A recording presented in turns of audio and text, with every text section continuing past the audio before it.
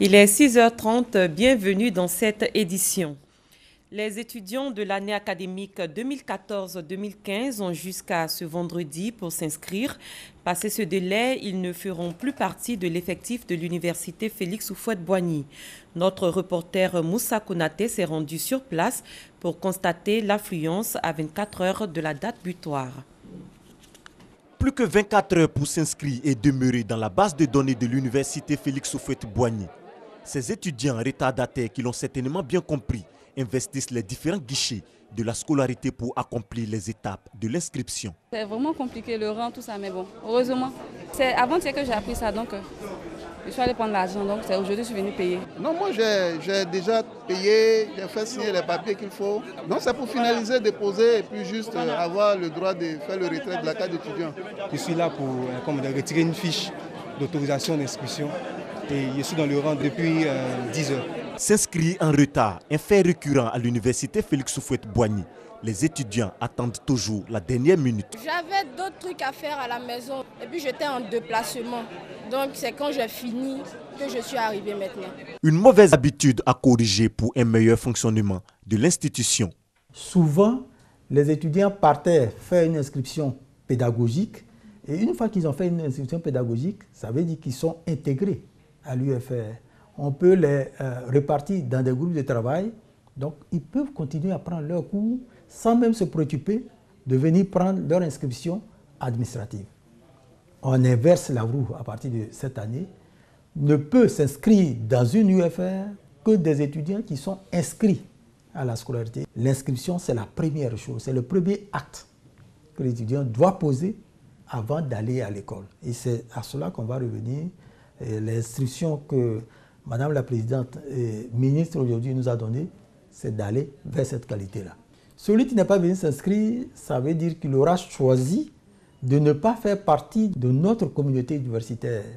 Ces inscriptions comptent pour l'année académique 2014-2015. Sur 5 000 retardataires attendus, plus de 3 000 sont déjà enregistrés jusqu'à ce jeudi. Le message est clair. Les étudiants ont jusqu'au vendredi 22 janvier pour finaliser leur inscription et figurer dans l'effectif de l'université Félix Houphouët-Boigny. Rencontre au palais présidentiel entre une délégation du Front populaire ivoirien et le président de la République. Les discussions ont essentiellement porté sur la réconciliation nationale et le renforcement de la démocratie en Côte d'Ivoire. Mahamadou Traoré, Jérôme Kofi Abolin. Ambiance cordiale, chaleureuse, celle dans laquelle le président de la République Alassane Ouattara et le Front populaire ivoirien se sont rencontrés ce jeudi. Une rencontre d'un grand intérêt si l'on en juge par la durée. 3 heures d'horloge qui ont permis de passer en revue les questions liées à la vie de la nation. Sur les 8 points évoqués, au nombre desquels la réconciliation, les deux parties se félicitent des avancées notables. Je peux vous dire qu'au niveau du président de la République, nous connaissons toujours sa position. Il s'agit pour lui d'aller résolument à la réconciliation nationale à travers le dialogue avec l'opposition. Nous avons enregistré de réelles avancées.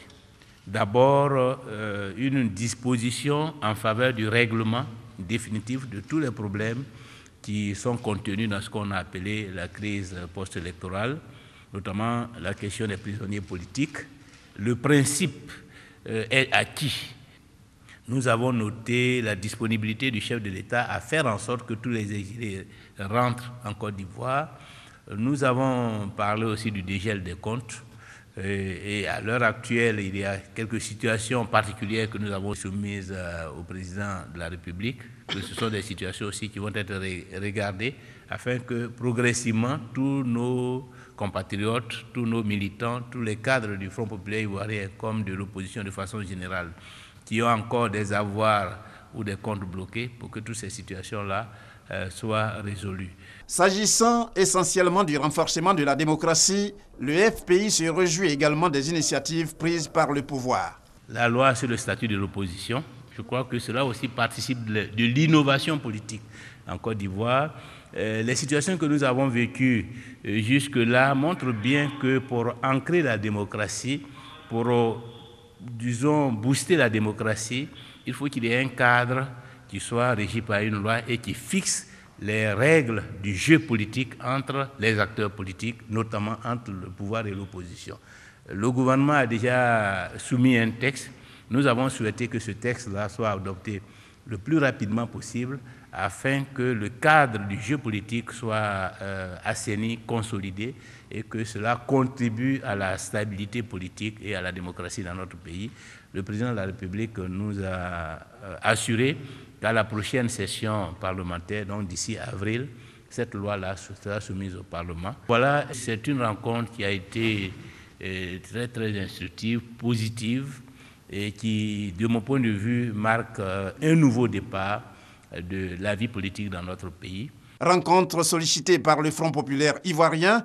Pour l'avoir accepté, le président de la République, Alassane Ouattara, fait montre de sa volonté de booster le processus de réconciliation nationale et de renforcer les acquis démocratiques. 16 prévenus étaient face au juge hier dans le cadre du procès des présumés assassins du général Robert Gueye. Ils sont poursuivis pour les faits d'assassinat et de complicité d'assassinat. Le tribunal a renvoyé le procès au 25 janvier prochain à Boussanogo. État-major général des forces républicaines de Côte d'Ivoire. Rouverture du procès des présumés assassins du général Robert Gueye, de sa garde rapprochée et des membres de sa famille. 16 autres des 24 mises en cause étaient devant le tribunal pour répondre des faits d'assassinat et de complicité d'assassinat le 19 septembre 2002. Malheureusement, les débats de fond n'auront pas lieu.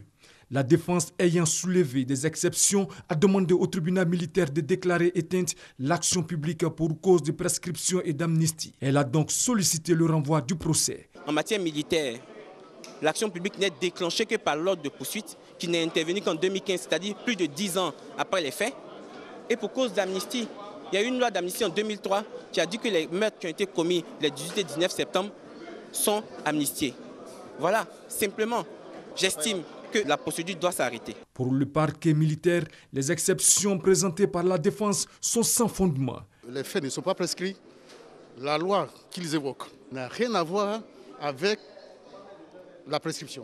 La loi d'amnistie exclut les faits que nous sommes en train de juger. Au vu des raisons avancées par la défense, le président du tribunal Tahirou Dembélé a renvoyé le procès au lundi 25 janvier prochain. Par ailleurs, tous les témoins civils et militaires seront entendus le lundi 1er février prochain. Le gouvernement vient d'initier le budget programme. Ce nouveau régime financier s'inscrit dans le cadre de la réforme des finances publiques. Il devrait permettre de mieux orienter l'investissement public et donner davantage de visibilité aux différents projets réalisés.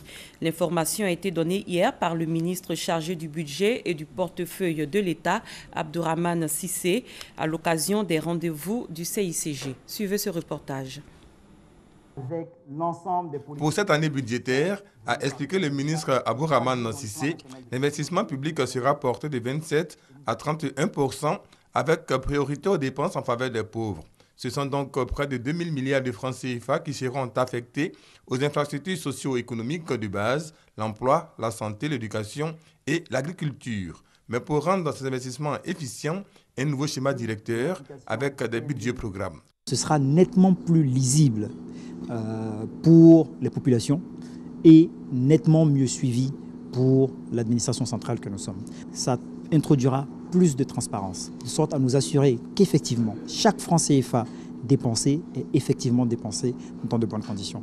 Au niveau de la fiscalité intérieure, le gouvernement envisage d'accélérer l'informatisation de l'administration des impôts et surtout de vulgariser les modes de paiement à travers la téléprocédure et les virements bancaires. Au niveau des recettes de porte, les douanes seront dotées de scanners et l'interconnexion entre les services douaniers et portuaires finalisés.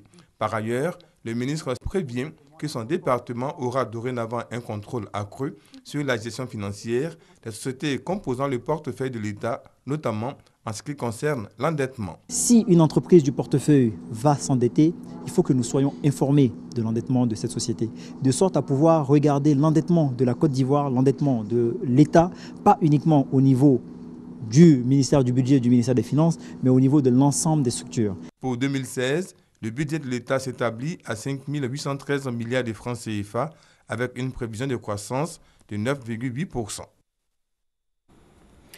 La foire internationale du tourisme se tient à Madrid, en Espagne. Une cinquantaine de pays, dont la Côte d'Ivoire, y prennent part. Herman Niamier.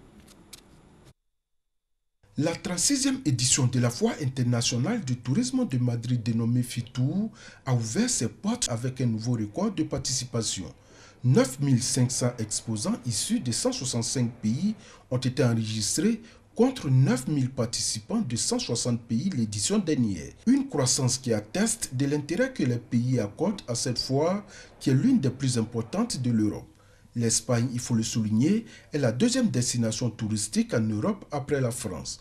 L'année dernière, le pays a enregistré 65 millions de touristes.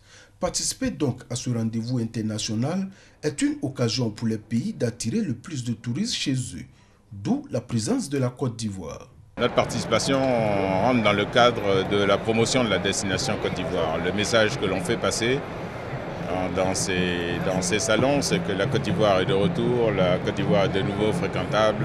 Vous savez, tous les indices sont au vert. La délégation ivoirienne, outre le ministère et l'Office du tourisme, est composée d'agences de voyage et de professionnels en hôtellerie. La Côte d'Ivoire doit être une destination pour les touristes espagnols. Parce qu'il y a plein de circuits qu'on peut leur offrir. On est venu présenter d'abord, moi, un peu Bassam, ensuite l'hôtel et les hôtels en général de la commune de Grand Bassam. Nous sommes une ville balnéaire, une ville riche de son histoire, une ville riche de sa diversité et puis une ville surtout tournée vers l'avenir. La destination Côte d'Ivoire intéresse de plus en plus les touristes. Pour cette première journée, plusieurs professionnels du secteur ont visité le stand ivoirien. La demande elle est en train d'augmenter sur toute la région de l'Afrique de l'Ouest, essentiellement sur la Côte d'Ivoire et Abidjan. Donc on est en train d'augmenter notre portefeuille hôtelier sur la destination. Outre les professionnels du tourisme qui s'intéressaient au stand ivoirien, les nombreux visiteurs, eux, étaient fascinés par le cacao ivoirien. La fontaine de chocolat installée pour l'occasion n'a pas désempli. Les organisateurs de la foire entendent dépasser la barre de 222 551 visiteurs de l'édition dernière. Et cet objectif pourrait être atteint vu l'affluence de cette première journée. Un mot de religion, 100 imams vont se former au Maroc. C'est le fruit d'un partenariat entre le royaume chérifien et le COSIM. Ces imams vont se perfectionner sur les préceptes islamiques de paix et de tolérance. Ils ont été officiellement présentés mardi dernier à Trècheville en présence du cheikh Aïma Boakari Fofana. Massokone, Patricia Omouetia. Dans l'islam, une femme ne peut être imam. Néanmoins, elle peut être prédicatrice en prêchant la parole de Dieu. C'est le cas de Mariam Sissé. Elle fait partie des 14 femmes qui prendront part à la formation des imams au Maroc. C'est pour perfectionner notre connaissance, c'est pour mieux apprendre la religion. Ce sont au total 14 prédicatrices et 86 imams qui participeront à cette formation initiée par le COSIM, le Conseil supérieur des imams. Ces 100 guides religieux seront formés sur les préceptes islamiques de paix et de fraternité. La formation des imams devient quelque chose de très important dans le monde d'aujourd'hui. Donc, pour mieux entretenir la cohésion sociale qui existe dans notre société ivoirienne, la tolérance entre les Ivoiriens, nous avons vraiment opté pour la formation de nos imams au Maroc. Présent à cette cérémonie, le cheikh Al-Aïma Boakari Fofana s'est réjoui de la coopération avec le royaume chérifien. Et nous prions Allah subhanahu wa ta'ala que les relations entre le Maroc et la Côte d'Ivoire à travers cette formation se développent davantage et que ces imams formés seront dans un premier temps des ambassadeurs de Côte d'Ivoire au Maroc et à leur retour, ils pourront aussi être des ambassadeurs du Maroc en Côte d'Ivoire, pour nous amener un islam de tolérance, un islam de paix, un islam de fraternité. Ces imams et prédicateurs constituent la seconde vague en partance pour le Maroc après la première l'année dernière. Ils passeront 2 années au Maroc.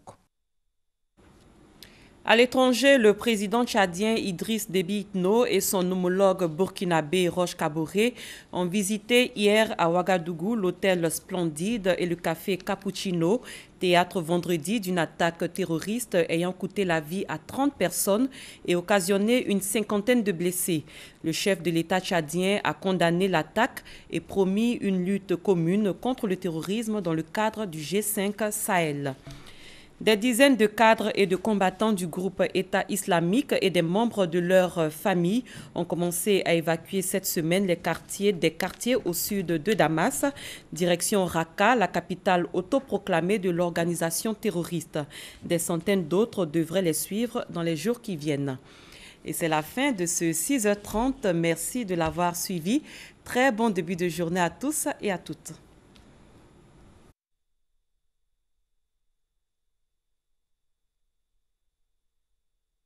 Profitez des programmes de la RTI écran de votre jeu sur votre smartphone ou votre tablette. Suivez votre télévision en direct. Revoyez les programmes quand vous le souhaitez avec la fonction replay. Avec la grille TV, prenez connaissance de votre programme. Téléchargez gratuitement votre application sur Android et iOS. RTI, partout et toujours avec vous.